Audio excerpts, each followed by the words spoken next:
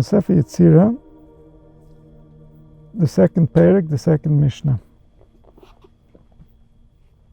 And we're learning about the 22 letters. The 22 letters are part of the 32 paths. The 32 paths are the forces of life, the divine forces that animate the human body, animate the human mind, animate all of reality. Reality is one big animation. There are only 32 characters. But these characters have many faces. And so in the world of idol worship, these characters would be worshipped on their own. And then some would worship certain body parts, others would worship other body parts. They would learn about how to please the gods. What is pleasing a god? Pleasing a god is a form of animating the human soul, the human body. Right now, we're worshiping gods because when we are speaking, something is being pleased. Hopefully the God of wisdom is involved. The God of kindness, the God of force. The organs are changing, the air is different, the heat within the body is different, the water is different. So the 32 paths, each one is available to be animated, but to take one and to worship just that one is idol worship. It means we're taking out the balance from the whole. We are going against the one that desired it all. And so when we're pleasing the gods,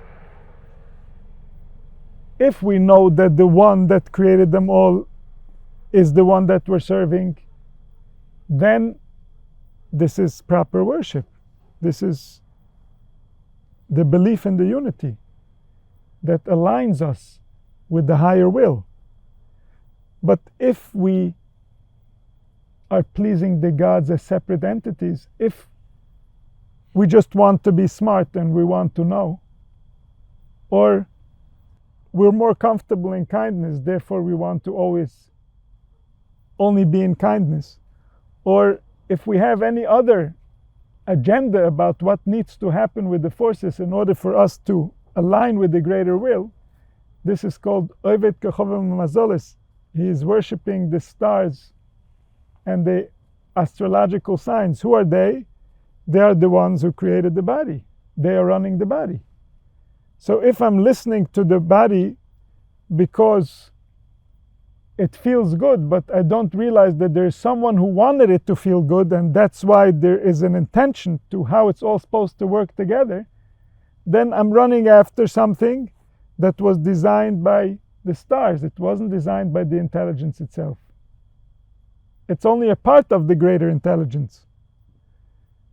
But if I'm serving the unity, everything that I'm doing, if I'm trying to please the power of wisdom, if I'm trying to please the power of the attributes, if I'm trying to please any type of manifested power, if someone makes a joke, there's some type of a God that needs to be pleased before there will be laughter.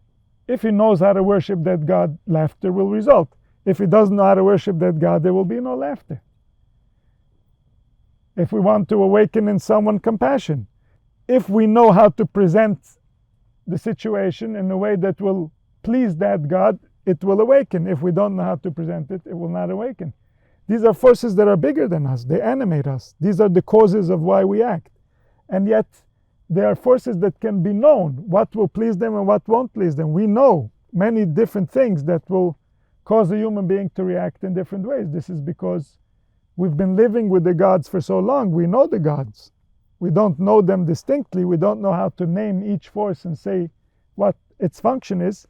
But if we want to cause something to happen within a human being, we know which words we're going to try to use, how we're going to approach this process where we're going to empower a God, which is a force that animates the human body. And the forces that animate the human body animate the universe. There's no distinction where we say, oh, this force is only found in the human body. Every force that's found in the human body is coming from the greater universe, the greater self, the Tzelem Elohim, the Kachovim and the Mazolos, the stars and the signs. Except a human being has one force that can be revealed in him that is beyond all the stars and all the signs, that's bigger than all the galaxies. This relates to his soul. His soul knows the truth. The nature of his soul is the intelligence of the truth. The soul is the son of the divine that created all. He's the son of the wisdom that is the source and the root of everything that is true and real.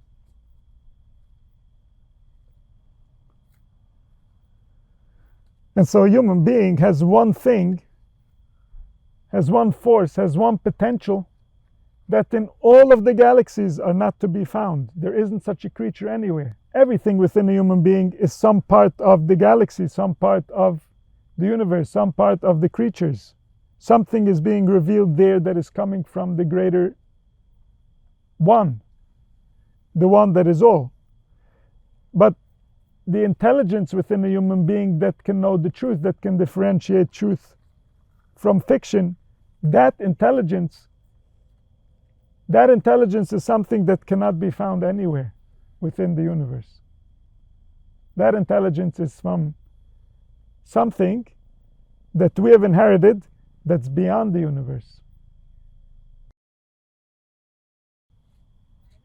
And that intelligence is the way that we can worship the One, the way that we can go back to the unity, is by worshiping an intelligence that is not to be found in the universe. It's the reason the universe is the way that it is. And this is the ultimate worship. This is the worship where everything that we do is L'Shem Shamayim. What does it mean, L'Shem Shamayim? For the sake of the universe. For the sake of all the details the intelligence planned and created us just so.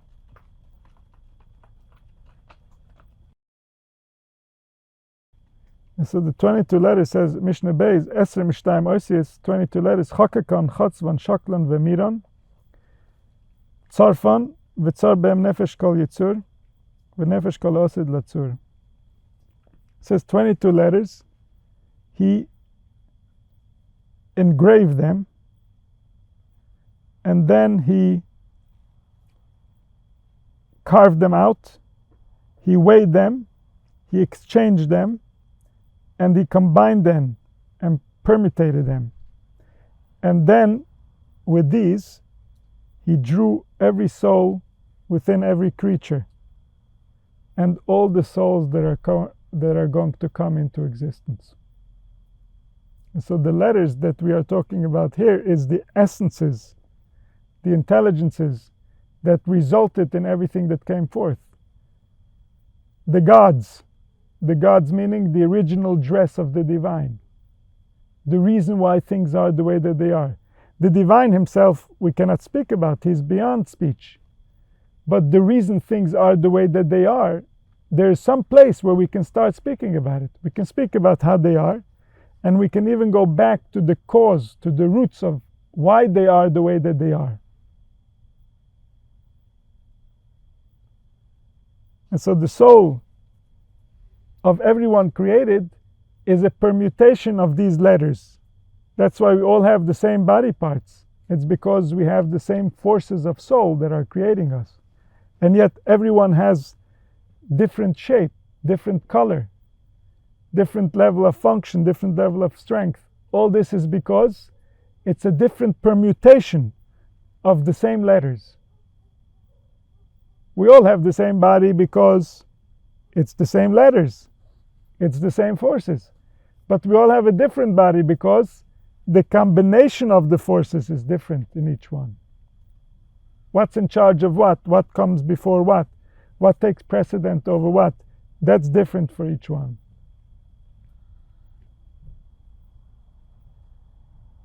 And so the essence, we're all the same.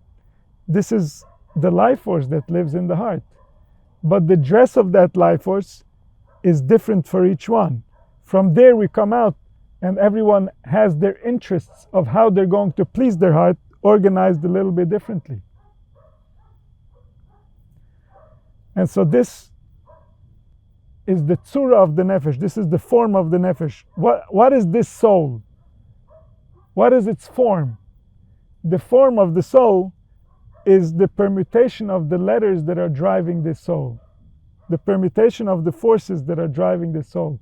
What's more important to this soul? What does this soul associate with what?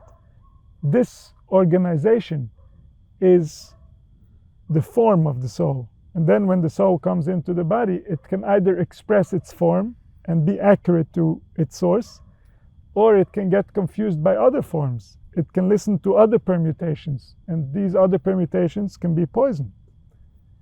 Can be poison for even the one that's demonstrating those permutations, but even if it's accurate for the one demonstrating those permutations, if it's not accurate to the one dwelling in that heart, it's poison.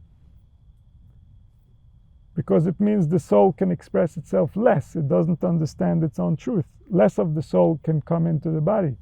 The mind that's trying to copy something external is coming into conflict with the soul that's trying to inspire from the internal. The soul is much more silent than the external world. So if we don't tune into it, we won't hear the soul, we'll only hear the external. The external is making a lot more noise. The external is verbalizing a lot more. The soul is just a very silent hum, a kol dma modako. If we tune into the hum, then we will know something that we didn't hear from the outside. But if we don't tune into the hum, we won't hear it.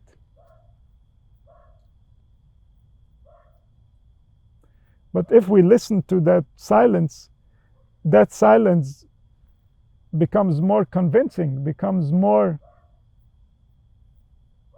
prominent in our perception until it can outscream all the external sources. It can outscream everything by the depth of its truth. So as long as we don't listen to it, it's silent. We can't even hear it. It's a hum. Something doesn't feel right. If we don't have what to do, instead of rejoicing by the very fact that we exist, we feel bored. We feel like we need justification for being here. We feel like we need something. What's going on? There's a disruption in the hum. Nothing. What's going on? Nothing. The hum has been disrupted. The soul is not humming. The kol dma modako, it's not pleased with what's happening. What is it saying? No one's listening. It's a silent hum that no one's listening to. It's just annoying. The mind is saying, go away. I can't enjoy myself.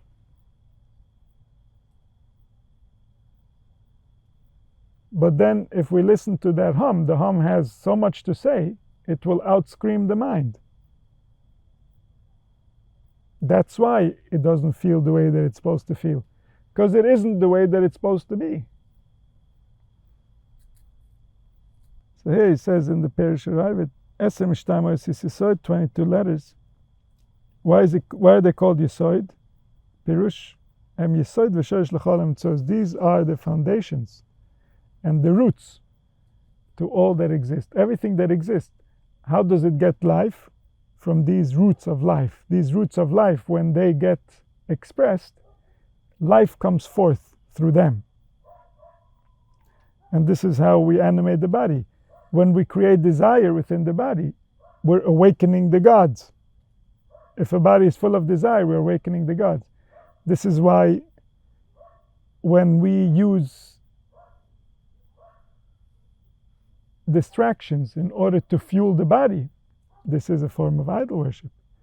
If there isn't the intention of pleasing the one, then there's idol worship. If we allow the gods to get invigorated, to reveal their glory based on people playing a sport, or based on the stock market, or based on things that are man-made, that are not really related to the essence and to the desire of the Creator, then this is a form of idol worship, because we're allowing our body to be animated by an excitement that is foreign to the truth. This is at the essence of it, because that creates a craving. If we really enjoyed something, then our body is going to crave it. Now we are creating conflict between the mind and the soul. The soul wants to get excited by the truth. And now the mind is training the body to get excited by something that is not true. And so we're following the instructions of the body, but not in the service of the one, not in the service of the designer that had some type of a balance that he intended for, where everything is working properly. And so if we're doing it for the sake of the one, if we are distracting ourselves, or if we are playing some type of a game because this is what's required to return balance to the collective, to the unity, then this is the intention. This is still v'chol masechu l'shem shamayim. What's l'shem shamayim? So that the plan, so that the big strategy of creating a human being that's balanced can work out. But if the intention is for the sake of something external, then we are training the body, we are animating the body in a way that it's going to crave something that's not accurate. And now there's going to be a conflict between the mind and the truth. And so our goal is not to go extreme, because that's not good for the unity. Our goal is to find a path where we can build a vessel that's accurate to the truth. And everything we do on that path is part of that purpose, to build a vessel that is accurate for the truth. If we try to skip ahead and to be extreme, and we don't remember the vessel, then we are violating the will of the one who designed the vessel. This is the ideal. The ideal isn't in any of the ideas that appear in the world of thought. The ideal is the accuracy to the reality that is, so that we can develop it in a way that will be most beneficial to it itself. To give reality back to its owner after it's been hijacked by the mind. And so the mind, once it becomes aware who it's supposed to serve, needs to be very careful how it drives the body back to its truth. If the mind becomes selfish again and is concerned about his own intentions and goals, then the body is again hostage in the other direction.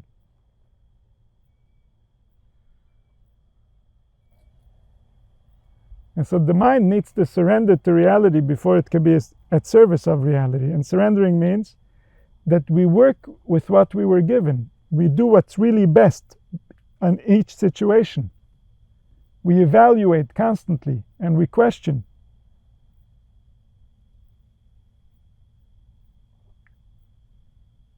And so these are at the essence, these are at the root of all that exists. And it's not just the existence, it's the animation. This is the key.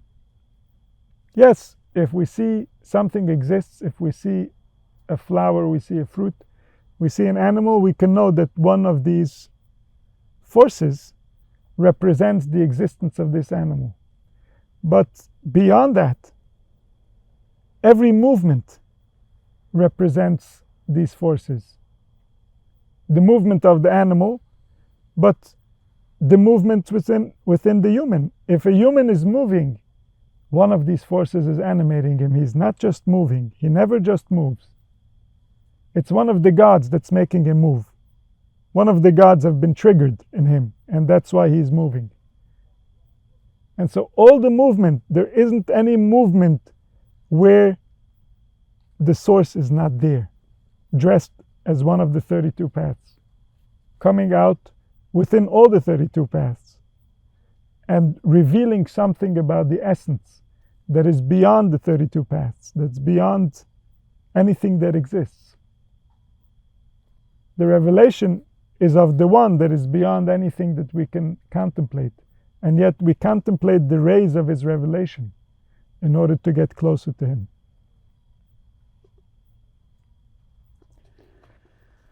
So it says, Chokekon, he engraved them ba'aver, b'mayim, ba'esh, in the air, in the water, and in the fire. As we discussed, the air, the water, and the fire are the right, the left, and the center. And the right, the left, and the center is guilt, innocence, and the attribute that's going to choose which one to apply. This is the attribute of justice that comes out into the world. This justice is receiving from the right and the left. And if it leans right, there's water, there's life. If it leans left, there's fire, there's the opposite of life, the removal of life. The removal of life doesn't mean that any life could ever leave. Life belongs to the living, and the living always live. But the removal of life means life is taking on a different form. The form is changing. When life is not accurate, it will continuously change in form until it will be accurate. And so the removal of life means the removal of form. This is done through the fire.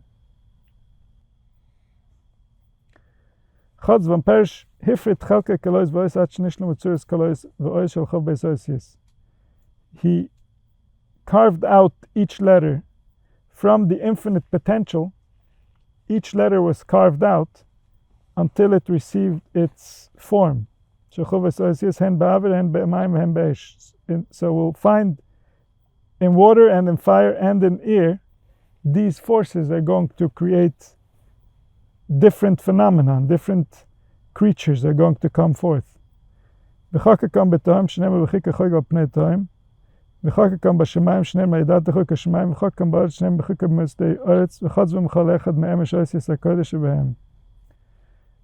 So everywhere that exists, we're going to now find the patterns of these letters. They are from the beginning all the way till the manifestation that's happening now.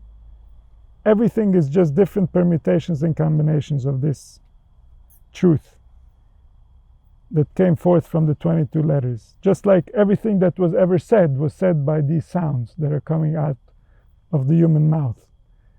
And so it doesn't matter how much speech and how diverse the speech, the way that the speech comes out is through the same forces that create all speech. Shaklan perish achar shenishavu oisius sedram b'mida b'mshura. After they became these forces, he created an order for them. Mirolis Rosh, who should be the first? B'chol r'macha evorim mishesogid, and by all the 248 organs and limbs and the 365 blood vessels, which ones are going to be set in one place and which ones are going to create movement. And so within the body there's all kinds of movement, and there are different organs that are responsible for that movement. And so he decided for each one its place, he decided for each one its size, he decided for each one its function. He decided for each one its relationships with the other ones. He decided for each one how it's going to be animated and who is going to cause it to be more and what's going to cause it to be less. And so this is the mishkal in the body. For example, a person is having a thought about something important, but suddenly he becomes hungry and he needs to eat. So which one is going to be heavier in order to take the platform and reveal itself to the mind? This is part of Shaklan. He gave them weight. He made certain spirits more powerful than other spirits. What gives weight to a spirit? what gives weight to a thought, what gives weight to an experience. All these are related to how he created the letters and how he gave force to the letters in order to do their functions.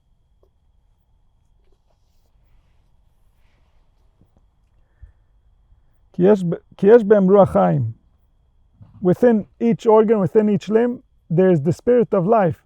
When you're making it move, you're talking to the spirit of life that's within that organ. You're constantly in contact with the spirits that are animating your organs. There's information and communication constantly flowing. Because it's a tree of life to those who learn how to hold on to it. The Torah, which is the essence, is the tree of life. Is how do you access your own organs? Not physically. Spiritually, your spirit should have access to the organs. You should know the beliefs that are affecting the organs. So it's Chaim ila machzikim behem. They're like a tree of life to those who hold on to them. Vehem miruach alim Chaim. They're a manifestation of the spirit that dwells within all, the divine spirit that gives life to all that live.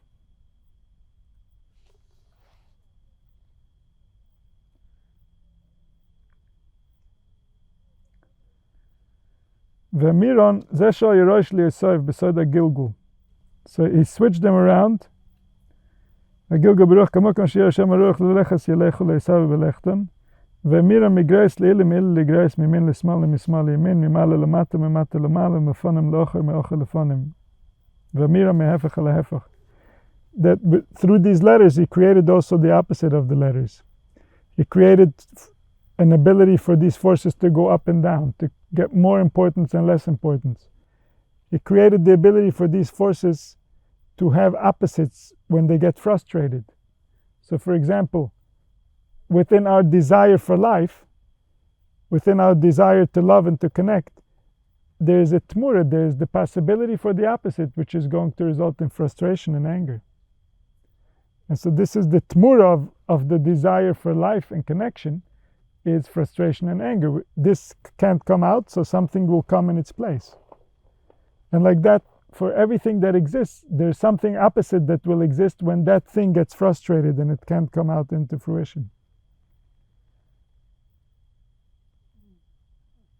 And so all these different manifestations of the letters, of the forces, were already part of the blueprint when he was Memiron. He created the tmuris, he created the possibility for things to go in the opposite way. That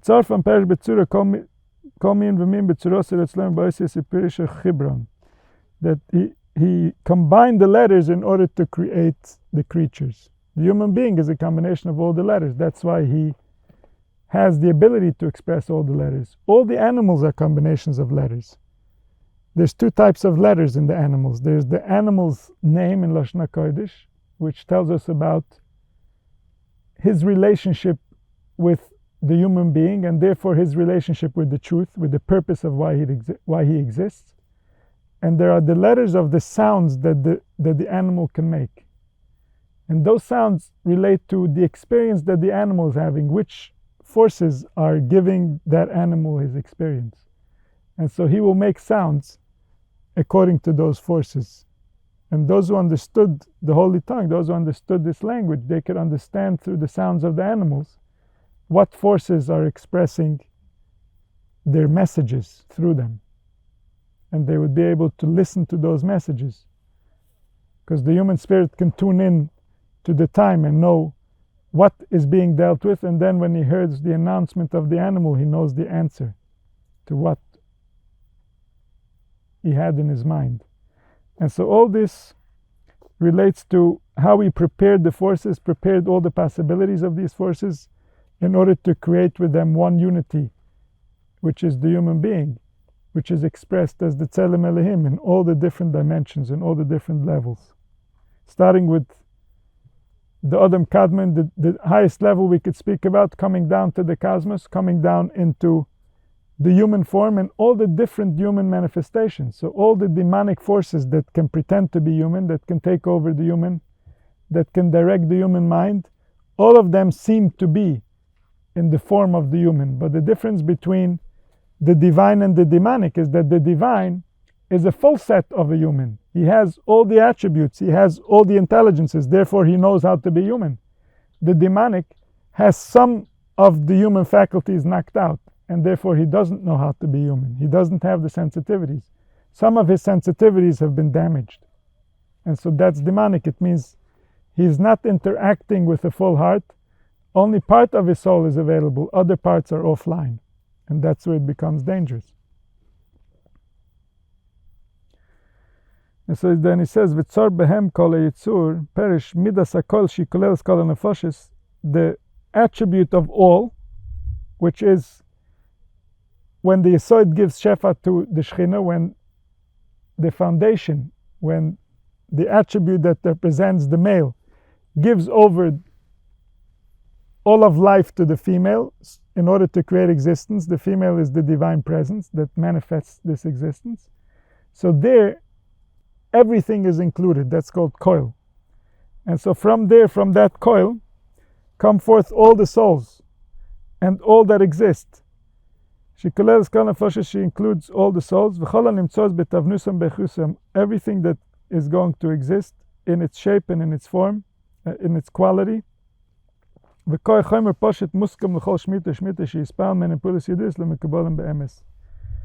then beyond all these levels that are being created, there is a force that is so simple that it can be any of those forces.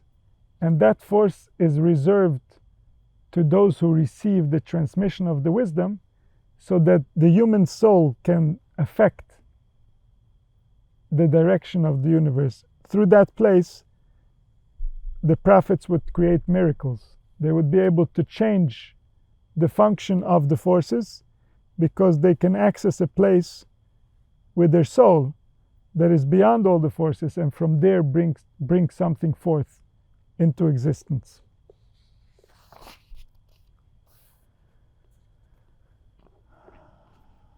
Next Mishnah, Mishnah Gimel. Esem shtayim oisis yisoid chakukas bekol chatzuvas beruach kevois bepe b'chamisha mekoimes acha bomf gik datlant zas shiratz. 22 letters of foundation that are engraved in the voice, and they are carved in the air, and they are implemented in the mouth in 5 places. And so this communication coming from beyond is being represented in a metaphor as speech. And in the metaphor of speech, we have 5 places from where come forth the sounds.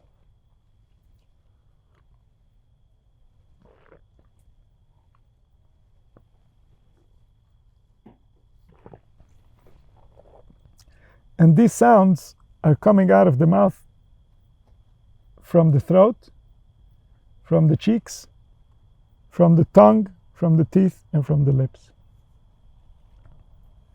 And this represents a metaphor for the life force as it's dressing up into the human form when it goes through the 5 levels of the soul. Yechida is the place where the soul is still united with its source, and this is where it's still in the throat.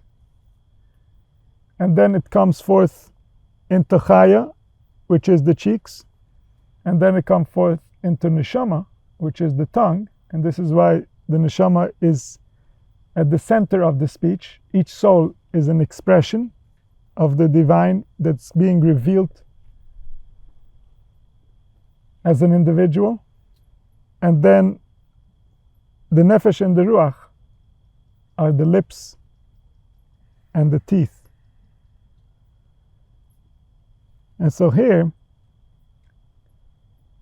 in these 5 places, we, as we speak, reveal the essence of our soul. If we know how to have the right dibur, if we have the Holy Spirit, through our speech, we reveal the essence of our soul. We reveal the glory that worships the highest divine, the root of the intelligence, that brings desire within all the gods, within all the forces, to animate the human being with bliss and with joy, the way that they were designed to do.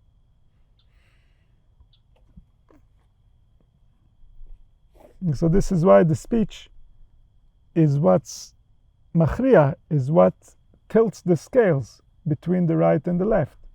Through the ear of the speech, the scales get tilted towards innocence or guilt. And so this expression of the speech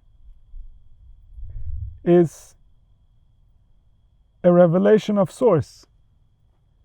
And through that, all the different forces get animated. All the different gods get their food.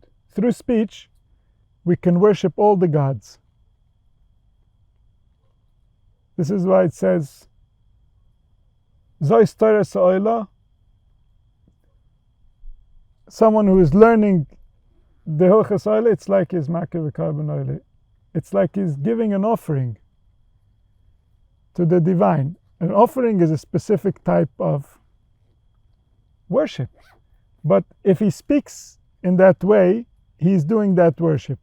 If he speaks a different way, he's doing a different worship. All the gods can be worshipped through speech. Speech is the God on top of the gods. And we worship the God of speech through wisdom. This is the design, this is the intention of the highest intelligence that created life. The intention was that we create speech through his intelligence, and through that we restore the life within the gods. We restore the life within the forces that run creation. And so because the other nations would see the individual forces, each one as a god, they would call the God that we worship the God of gods. If there were no gods under him, it wouldn't be reasonable, it wouldn't be accurate to call him the God of gods. We wouldn't call him Eloheu Elohim if there wasn't Elohim under him that he is in charge of. And so this is because the forces are accurate, but their divinity comes from their unity. They are aspects of the same one.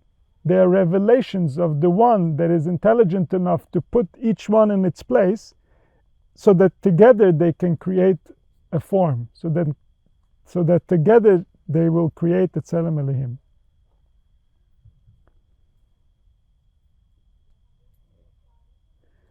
Eser Mishtayim Osis Yesod, now we're in the Parish Arrived.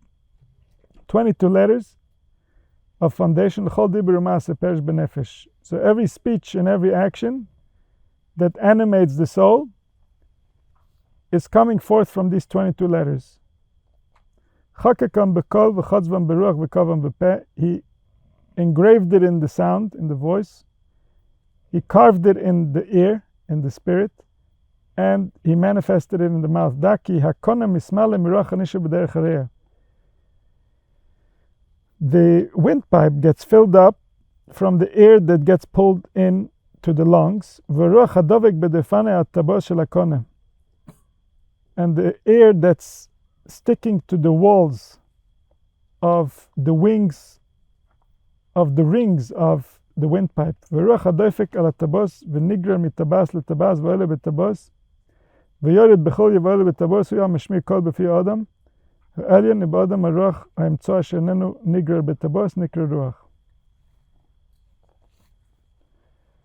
And so the way that the voice gets formed is that there are rings within the windpipe, and as the air goes up between the rings, the way that it hits those rings, this is what will result in the voice, in the sound of the voice as it's coming out. And so then the voice receives form. And so as long as this ear is still in the windpipe, we call it ear. We don't yet call it voice. As soon as it's going to hit the area of the mouth, it's going to come out of the throat, there we start calling the ear sound, voice. It says, that ear that gets sent to the mouth and gets separated into 5 parts, from the throat, the tongue, the cheeks, the teeth, and the lips, so once the voice goes through the mouth and goes through these 5 filters, it comes out as distinct sounds, and then we call it speech. So it was ear, it became voice, and then it turned into speech. All the letters are separated into 5 parts, and every part has a vessel to move him. So the 4 letters that come out from the throat is Aleph, Ches, Hey, and Ayin. And so all these letters that are coming from the throat, they don't need any further interference from the mouth in order to get their sound. The A has an open sound that starts from the throat, it receives the A, and then till it gets out, it doesn't need anything else. And so it receives the sound just by going through the throat alone. The area where we swallow. This is why these letters are considered to be very spiritual. They're closer to spirit, they have less definition. And so he used the letter Hey to represent his name because it's a spiritual letter. It has very little interference as the air is coming out. When you say Hey, you're also saying the Aleph. So it's Hey Aleph. So you can write Hey, you can spell Hey, Hey Yud and Hey Aleph. And so therefore he used these letters for his hidden name, which is called Eya, I will be. So I will be is given from the throat letters. The Yud is also from the cheek, because that gets pulled in from the Hey. But this is the sound as it's becoming speech. It's saying, soon I'm going to become something. I don't yet fully have form. I'm starting to formulate. But soon something is going to come of it. V'hufkedu oisias bumflas for time. Then, Beis Vav Mem Fei are from the lips. Lefisha higoin avov pomem hiyova b'choilem v'oz ruchni bilti shemish kli asofa leficha nifcha yemshar shtei oisias lishma mfarish. So the Vav also goes to the name. The name of Yudai Vav Hey has the Vav because the Vav is sometimes silent. Sometimes he's used as a vowel, and then you don't hear him. And that represents the Midas HaTiferes, Choilem. The vowel Choilem. So he says the Vav in the name is from the vowel Vav. It's not the letter Vav. Because Vav, the letter, is from the lips. V'uf Kedosh is Guk Lachech, Gimel Yud Kaf and Kof are for the cheek. And Lefisha Yud Ken Goylem, Blitzura, because the Yud represents the wisdom before it receives its form. She is in every letter and she's hidden from every letter because it's like a dat. It's a revelation that doesn't have definition. Therefore she got to be at the head of the name. Because she's the beginning of everything and the end of everything, because the 10 represents the 10 spheres, and the Malchus, which is the 10th, is the only thing that we know. And through her we know everything else. Through the manifested reality we see who manifested, how did he manifest, what's driving the manifestation, but everything we only see in the manifested reality. All the gods, we only see their doings and their movements and their impact on how they're animating the world. But we don't see their essence, we don't know their existence from them themselves. We only know everything through the Malchus. Therefore, she's at the head of the name that is written, and at the end of the name that is it's called. The name that's written is Yud Vaveh, starts with a Yud, and the name that's called is Aleph Daled Nun Yud. It ends with a Yud. So it starts with a Yud and ends with a Yud. Ki Rishon Vu Achron, he's the beginning and he's the end. V'hifkedos is that land Dalet Tes Lamed Nin Tov. Beloshen be the tongue. Fish Adalet Dikain Mazive V'tikra Shnitne Bekutze Shalai Monis Al Amud Echad Levad V'mtzos Atikra V'tzid Asmuli Ein Leila Malashon. V'yomedes Brochalem Chaim Lefich Nikra Dal. V'im Dal Hu V'en Yodem Aseges L'Amud Hashayni.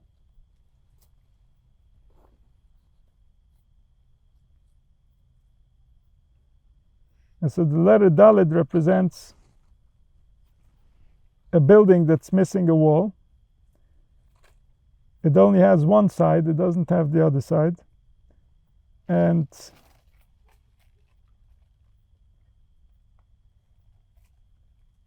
therefore she represents creation, she represents the Shechina. And the letter Nun is like a Dalet turned over. So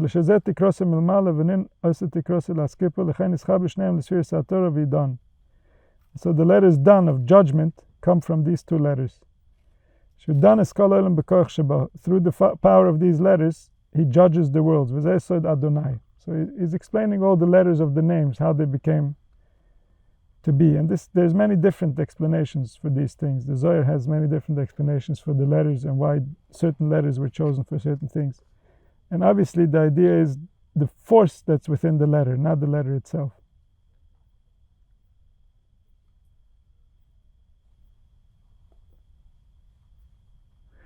The Zayin,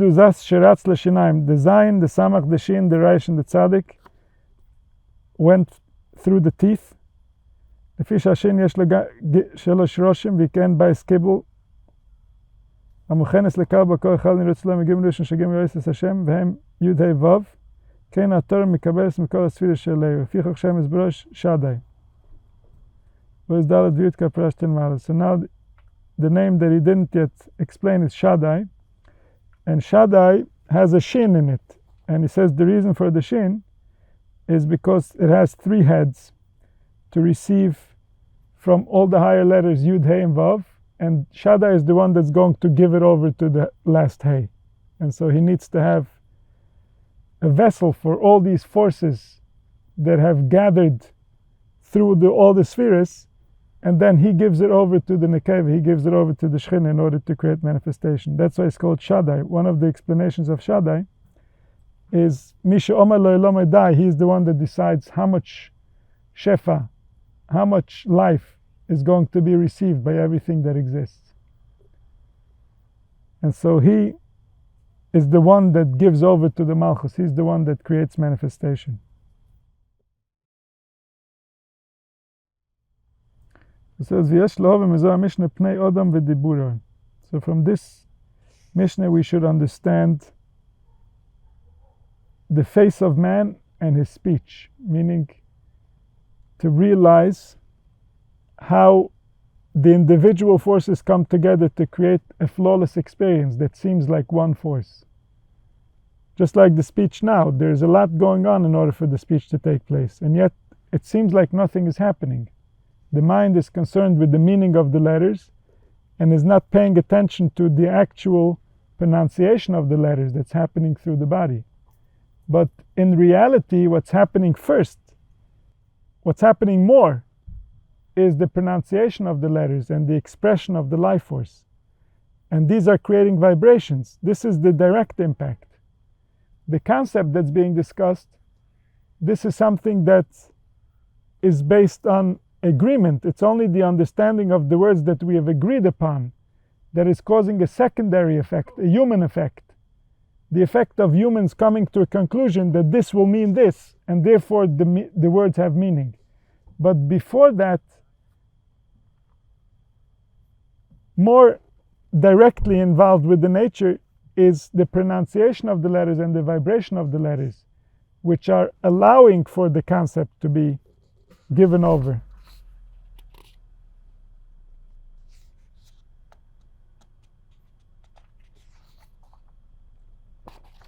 All right. I'll stop here.